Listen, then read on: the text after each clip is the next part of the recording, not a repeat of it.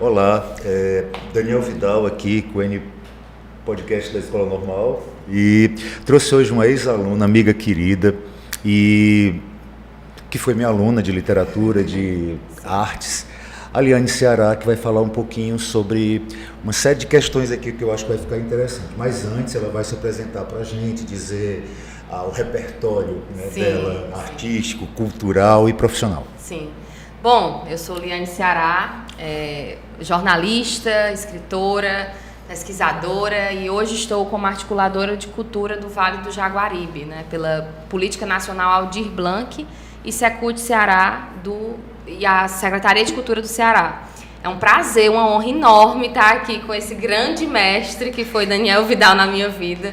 Muito simbólico para mim estar aqui, voltando à Escola Normal agora, apresentando também o meu livro. Eu sentia que eu devia um pouco isso também aqui à escola. E também a você, porque foi com o Daniel que eu percebi que eu podia ser escritora sem ir para longe. Então, eu sou muito, muito grata mesmo. Que bom. Liane, fala um pouquinho da sua vivência aqui na escola como aluna, como é que foi esse processo? Olha, foi muito bom, porque assim, eu vinha de uma escola bem menor, né? Eu morava em Jaguaribara, né? Mesmo quando eu estudava aqui, eu ainda morava em Jaguaribara, e aí eu ia e voltava todos os dias, né? E teve ainda mais essa vivência, né? De vir num carro cheio de pessoas ali da minha idade, então a gente trocava muito, era muito interessante, assim. Foi uma das melhores épocas da minha vida, né? E a gente se danava muito no caminho, o carro dava o prego e a gente ficava cantando no meio da estrada. Então, assim, tem toda essa simbologia e o que isso também me construiu enquanto pessoa, né? Essa ida e vinda, né? Esse trânsito, essa coisa de vir para cá para poder estudar, né? E a escola também dava até um desconto para os alunos que eram de outras cidades, porque a gente tinha despesa também com o vir para cá, né? E aqui na escola foi sempre incrível, assim. Eu lembro que quando eu cheguei, a gente, inclusive no primeiro dia que eu cheguei aqui na escola, isso em 2013, o carro deu prego. Primeiro dia que a gente tinha de aula. E aí era uma aula de redação, aí a gente entrou na sala acompanhados por alguém aqui da escola, não lembro exatamente quem bateu na porta. Aí a professora estava dando aula e tal, aí todo mundo olhou pra gente, porque era 5 pessoas, se eu não me engano, que vinham comigo. Aí a professora olhou pra gente e falou: vocês são de onde? Por que chegaram agora? Não sei o quê. Aí todo mundo, Jaguaribara. Aí todo mundo, Jaguaribara.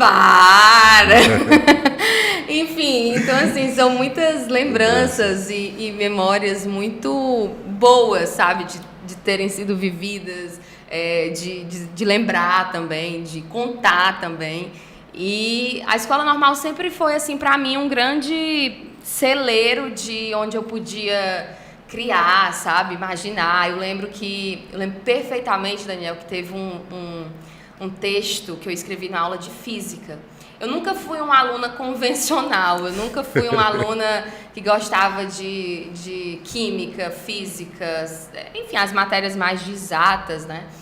E eu lembro que teve uma aula de física que o professor estava falando sobre eclipse, física eu acho que era. E aí ele estava falando sobre eclipse lunar, eclipse solar, e aí eu escrevi um texto, eu escrevi um texto sobre o eclipse no sertão. E esse texto até hoje eu guardo com muito carinho. E eu lembro que eu te dei esse texto. E aí tu falou desse jeito: nossa, tua escrita é uma mistura muito grande de Clarice Lispector com Guimarães Rosa. Tu falou desse jeito. Vou falar disso aqui também. E eu não fazia a menor ideia de quem eram. Tipo assim, na verdade eu fazia ideia de quem era, mas não conhecia a obra desses dois escritores. E aí eu lembro que na mesma semana tu falou do Guimarães Rosa. E foi, assim, uma descoberta de um mundo, sabe? E aí, quando eu te dei aquele texto, eu até falei, eu escrevi numa aula de física. E, tipo assim, tu não me repeliu por isso, sabe? Tu não me afastou por isso, né? Muito pelo contrário, tu falou, nossa, que legal, não sei o que e tal. Então, assim, era a minha forma também de aprender, né? E também pedi para que as escolas sejam lugares de acolhida desses alunos que são mais criativos, que não têm inteligências que são as convencionais, que são as que estão postas, né? Que são ali extremamente criativos com outras coisas, né? Com outras inteligências. Então a escola precisa ser esse lugar de acolhida e não de afastamento desses alunos, isso. E né? Encaixamento, né? Isso, encaixamento, exatamente. Eu vi um vídeo teu no... Kaique passou um vídeo teu pra gente dar uma mexida na retomada do chá. Aí estava cortado com vários colegas, Sim. né? Achei muito legal. Tu pode falar dessa experiência?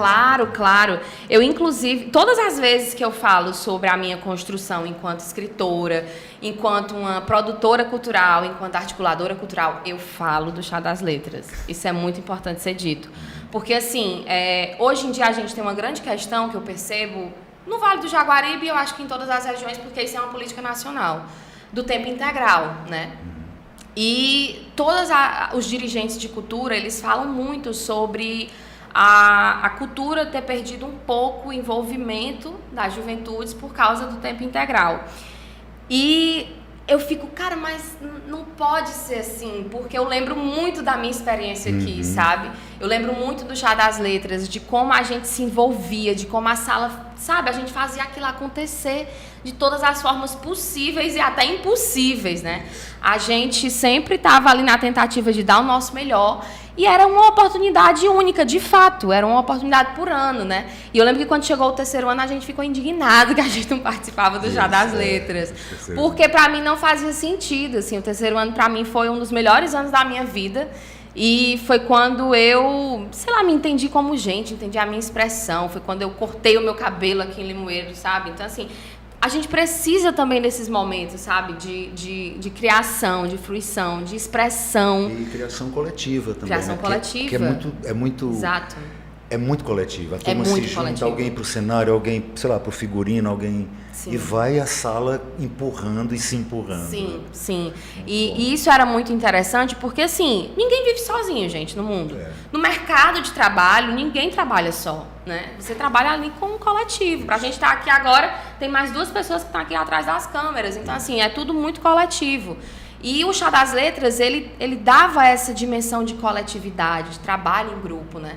De tolerância com as outras pessoas, ou não tolerância. A gente não tolerava para depois tolerar, né? Tinha muita briga, muito ruído de comunicação e tal. Mas era uma coisa muito construtiva. Era uma coisa muito construtiva. E se percebia isso no final, né? Exato, no final, exato. Eu lembro de resolver assim, algumas pendengas de alunos que eu dizia, tem calma, espera. Aí no final eu já via, sei lá, os dois, as duas se abraçando e se perdoando. Aí Sim. Exato. É isso. É sobre Não, isso. e é deixar acontecer, porque eu acho que assim, as coisas acontecem no tempo delas, né, também. E a cultura, ela tem um grande desafio, as linguagens artísticas também, porque elas não produzem dados quantitativos. A gente não consegue dizer quantas autoestimas a gente construiu. Exato. Né? A gente não consegue numerar quantos alunos foram impactados com aquilo coletivamente, quantos alunos tiveram a dimensão do trabalho em grupo, né? A gente não consegue fazer isso, porque... E aí eu acho que é justamente esse o maior desafio das linguagens artísticas, da cultura, porque a gente não constrói dados quantitativos, a gente constrói dados qualitativos, né? Então, o grande desafio da cultura hoje é construir dados quantitativos. Então, a gente tem uma série de construções de base de dados, né? A Secretaria da Cultura do Estado, inclusive, com o Mapa Cultural do Ceará, para ali produzir dados, né? E o Sistema Nacional de Cultura também, o SNC. Então, o grande desafio da cultura é esse, né? E a base escolar, ela tem que reconhecer esse desafio e tem que abraçar esse desafio. E não dizer assim, não vou mais fazer isso aqui e achar que os alunos não são impactados. É um erro enorme. É um erro enorme achar que os alunos não se importam com a história da cidade, é um erro enorme achar que os alunos não se importam com a memória das cidades. O grande desafio hoje também é porque a gente tem várias coisas para distrair.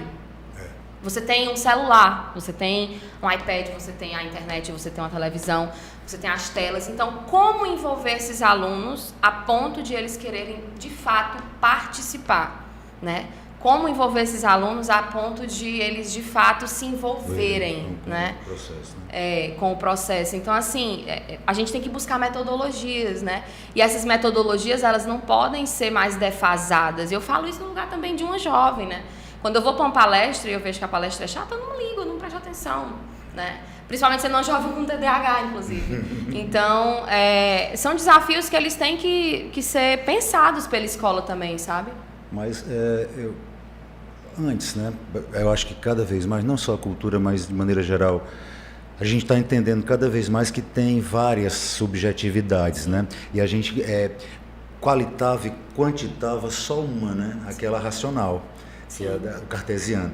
E hoje eu acho que lentamente a gente vai. Eu sou um positivista, então a gente vai. Sim, sim. Liana, vamos falar desse livro aqui, né? Que está aqui também. Sim. Esse é o meu. Eu ganhei autografado, muito bom.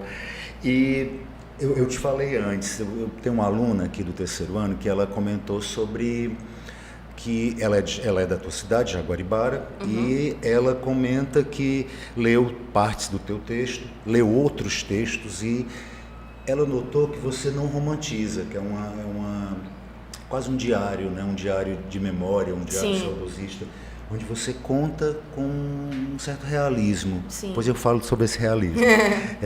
Concorda com isso? Acha que foi assim? Concordo. É porque, assim, como parte de uma vivência minha também, eu sou de Jaguaribara, eu só nasci em Fortaleza, né? E como parte de uma vivência minha, da minha família, a minha família foi muito impactada pelas questões da mudança, né? Inclusive, eu nasci em Fortaleza, porque na época que eu nasci, o hospital estava meio que parado, assim, em Jaguaribara, né? E a gente foi morar um tempo em Fortaleza, depois moramos em Russas, porque a economia de Jaguaribara estava parada. Meu pai não tinha como ter emprego em Jaguaribara, porque Jaguaribara estava no período de estagnação, esperando a mudança. Então, imagina que louco, né? E aí a gente, enfim, ficou nômade, né? A gente ia sempre nos finais de semana para Jaguaribara, mas de fato a gente não tinha endereço lá. E aí, quando a cidade muda, quando vai para a nova cidade, a gente vai para lá também. Então, eu nasci perdendo o meu lugar, né? Eu nasci, eu inclusive descobri isso no processo de terapia, né?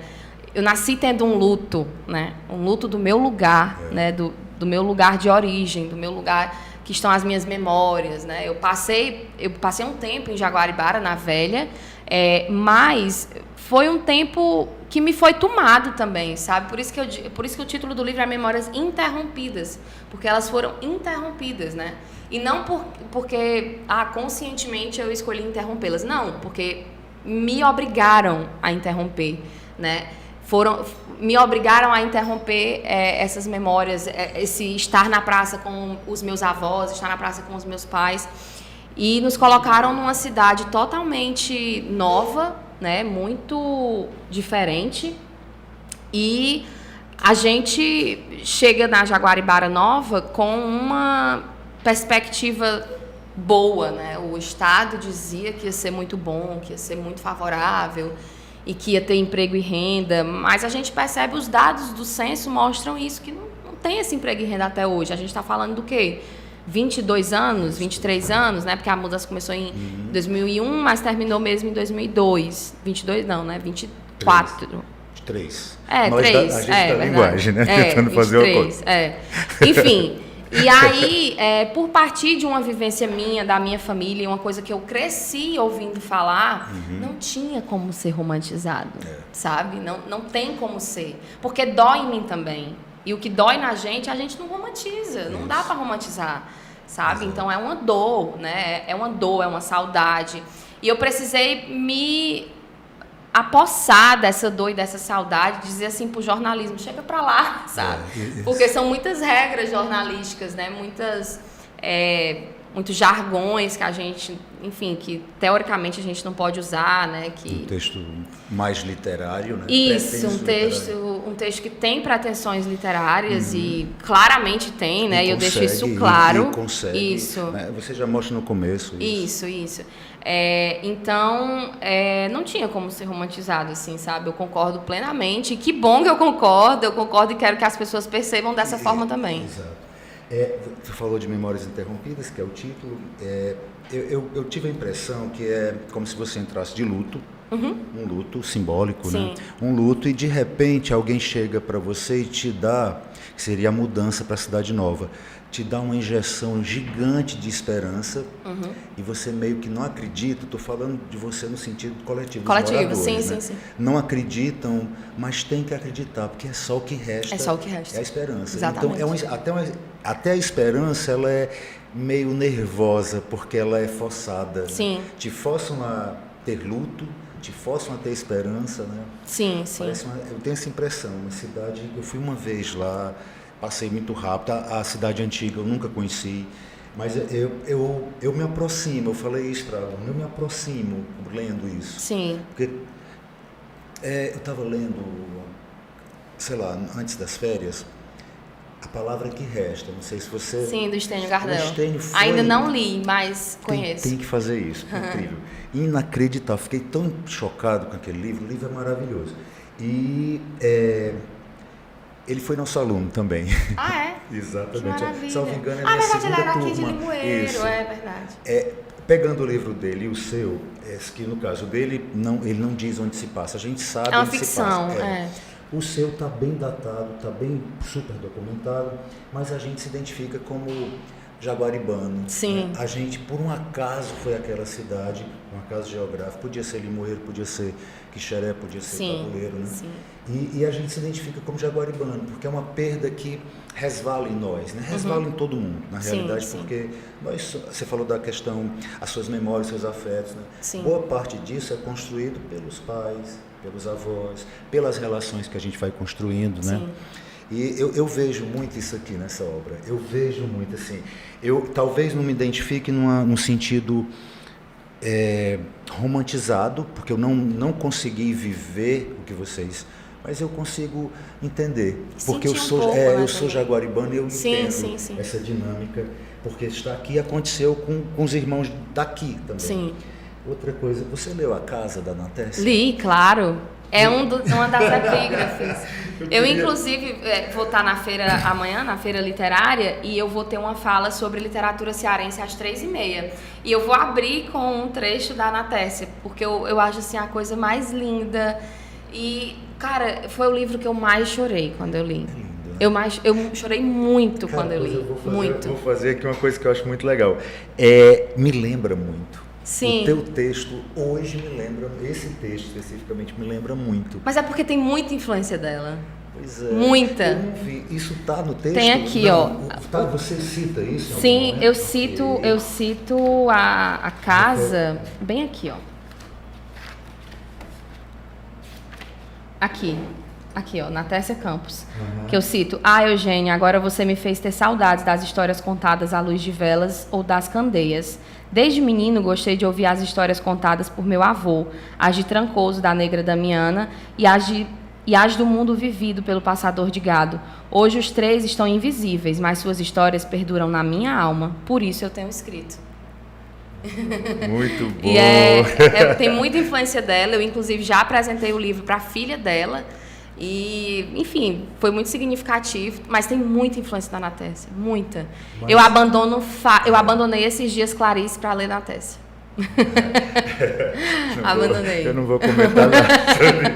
Mas tem muita influência dela. E, assim, eu acho que essa questão do identificar-se foi justamente o que eu tentei passar. Por que esse livro nasce? É importante dizer isso, né? Desde sempre eu fui muito incomodada com o fato de que a mídia, a imprensa, desde antes de saber que eu queria jornalismo, a mídia, ela sempre falava de Jaguaribara e entrevistava não jaguaribarenses, mas o Tasso Gereissati. E eu ficava, cara, esse cara só veio aqui, sei lá, uma vez. E aí eu lembro que uma vez eu perguntei pra minha avó, eu acho, tipo... o Tasso Gereissati andava muito na Jaguaribara Velha e eu não entendia que tinha sido ele que tinha feito a obra e tal. E aí minha avó falou assim, não, ele só foi lá algumas vezes pra falar o negócio do Castanhão e tal, mas poucas vezes. E eu fiquei tipo, valha, né? Por quê? Né? Não faz sentido. E aí eu lembro que nos 15 anos da cidade, apareceu uma matéria na imprensa e tal. Eu fiquei, cara, isso tá totalmente errado. E aí eu já entendia que tinha sido ele que tinha feito a obra enquanto governador e tal. E aí eu falei assim, cara, isso está totalmente errado, tipo, porque o nosso povo sofre muito por isso até hoje. A gente tem um luto coletivo até hoje. Os psicólogos que estudam o caso falam que se trata também de uma depressão coletiva. E eu ficava, cara, tá totalmente errado, isso é um desrespeito absurdo. E aí vem a questão da subjetividade também do jornalista, né? O jornalista tem que escolher a quem ele amplia a voz. De quem que eu quero ampliar a voz? E aí é também por isso que no meu livro, o jornalismo ele tem uma regra que você tem que escutar o lado A e o lado B, o lado C e o lado D, né? Você tem que escutar o lado A e o lado B, em tese, né? Porque ele reduz muito a tudo preto no branco, né? Certo e errado. Mas eu disse assim, não, eu não vou escutar o lado A e o lado B, porque para mim o meu lado A são as pessoas de Jaguaribara que foram contra a mudança e o meu lado B são as pessoas de Jaguaribara que foram a favor da mudança. E era esse, assim, os meus lados eram um lado do povo. Era sobre gente de Jaguaribara, entendeu? Né? E aí foi uma escolha também, foi uma subjetividade minha escolher que fosse dessa forma, né? De não entrevistar. Você acha que escolheu? Não foi imposto assim pelo sentimento, pelo desejo? Foi imposto também, Exato. É verdade. Eu acho que foi uma escolha imposta também, né? Uma curiosidade. E pra mim só tinha essa alternativa, sabe? Por isso só que eu tinha acho que isso. É um apagamento, né? Muito. É um apagamento, em todos os sentidos. Por exemplo, vocês já estão na segunda geração, não? Da nova? Da nova? Sim, não sei. Segunda está nascendo, seria mais ou menos nascendo, isso, né? Exato, Mas vai demorar, né, que se tenha avós nascidos lá, né? Até que crie essa memória lentamente, né? Que as pessoas, se não tiverem esses documentos, vão esquecer, né? Exato. E assim, eu acho também que tem uma coisa de ter sido uma diáspora também, né? É uma diáspora, assim, a gente tem que entender a complexidade da história de Jaguaribara enquanto uma diáspora, enquanto uma desterritorialização, enquanto um desenraizamento, enquanto um apagamento. O apagamento cultural lá foi muito forte, muito forte, assim. É tanto que hoje a gente passa por essa questão da depressão coletiva que eu falei, né? E eu acho que é muito importante entender a história de Jaguaribara enquanto uma história que se localiza não no sertão nordestino, sabe? Aquela coisa, mas é uma coisa local. Não é uma coisa local, é uma coisa mundial, talvez, né? Sobre o liberalismo, é sobre o desenvolvimentismo. E quando eu falo desenvolvimentismo, não é o desenvolvimento, é o desenvolvimentismo, porque o ismo é sufixo de doença, né? É uma doença esse desenvolvimentismo que passa por cima das pessoas. Então, é muito importante a gente entender a história de Jaguaribara localizada não como uma história isolada, né? Mas é uma história que... a antropologia fala muito disso, né? De estar muito associada às outras coisas, né? As coisas pequenas, elas estão associadas às coisas grandes. E eu me apoiei muito na antropologia para fazer esse livro, né? Para dizer assim, eu estou fazendo um TCC no jornalismo, porque o livro é um TCC em jornalismo, mas... ele tem apoio na antropologia para me fundamentar também, para me resguardar academicamente, sabe? E foi muito importante essa junção que eu fiz. Dessa técnica, né? Do jornal, da antropologia, mas tem um sentimento, porque é um livro de afeto. Né? Sim, com certeza, não tem como não ser. Até porque minha família é de lá, eu sou de lá, enfim. A tua vinda aqui é por conta de quê? A minha vinda a Limoeiro, eu venho outras vezes, né? Já venho outras vezes. A sua vinda dessa vez. Amigos queridos, que eu guardo muito carinho. Inclusive que é a escola normal que me deu esses amigos, né? A escola enquanto um lugar de afeto, de amizade também. É importante pensar sobre isso. E a minha vinda aqui é para relançar o livro. O livro foi publicado em 2022. Mas eu venho assim de uma série de relançamentos, sabe? Porque eu sinto que o livro continua atual.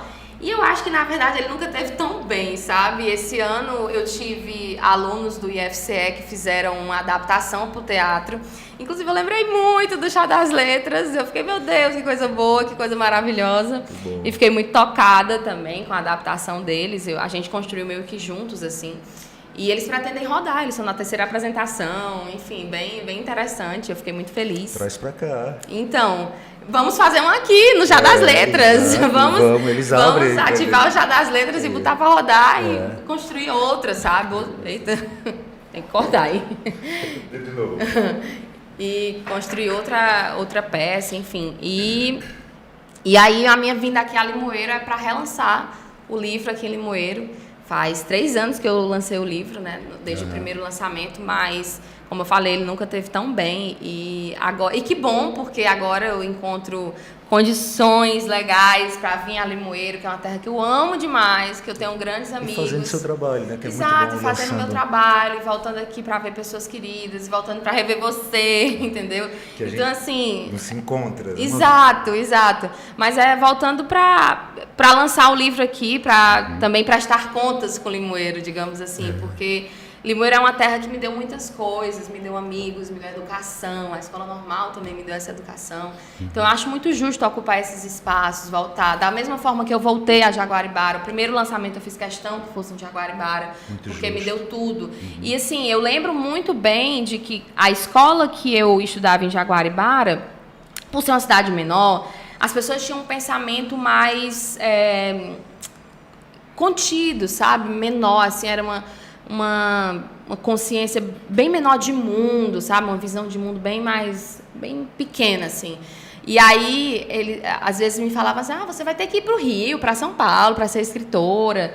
E aí eu lembro que uma vez, justamente quando eu estava aqui, por isso que eu digo que eu percebi aqui que eu podia ser escritora sem ir para longe, eu lembro que você me falou de uma escritora daqui de Limoeiro, eu sei até quem é até hoje, e aí eu fiquei assim, tipo, vale, que interessante, aqui tem uma escritora, então eu não preciso ir para longe, né? Eu não preciso ficar me podando, né? E aí eu lembro que eu comecei a publicar os meus textos no Facebook, as pessoas também começaram a gostar, as pessoas de Jaguaribara começaram a meio que me apoiar também. Eu sempre encontrei muito apoio, assim, nessas pessoas de lá e também aqui.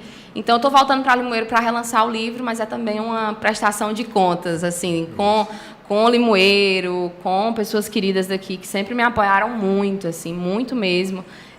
Com o Vale do Jaguaribe também, enfim, com essas coisas todas. E estou voltando para relançar e amanhã a gente vai estar falando na Feira Literária, que está acontecendo aqui na Feira Literária do Ceará.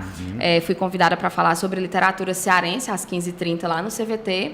E às 17h30, no palco principal, ali na igreja, na Praça da Matriz, o relançamento do livro, que é uma fala rápida, e depois eu desço para autografar, para vender, para conversar com as pessoas. E é isso, voltei para Limoeiro para isso. Mas gosto sempre de voltar a Limoeiro. Para me danar também. Coisa boa, muito bom, né? Muito bom, muito prazeroso.